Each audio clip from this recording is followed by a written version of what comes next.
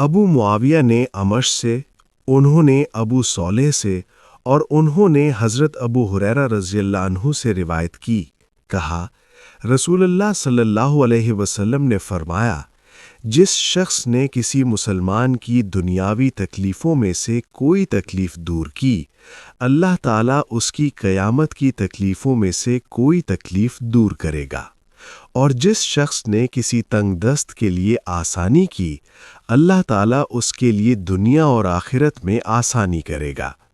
اور جس نے کسی مسلمان کی پردہ پوشی کی، اللہ تعالیٰ دنیا اور آخرت میں اس کی پردہ پوشی کرے گا،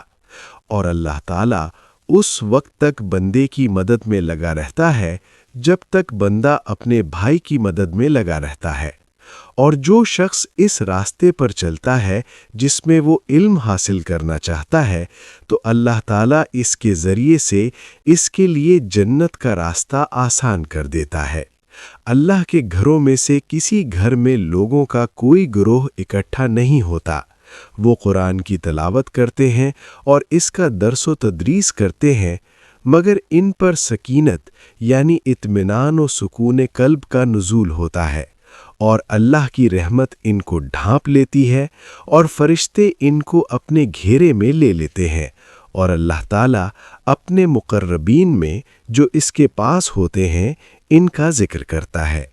اور جس کے عمل نے اسے خیر کے حصول میں پیچھے رکھا، اس کا نسب اسے تیز نہیں کر سکتا۔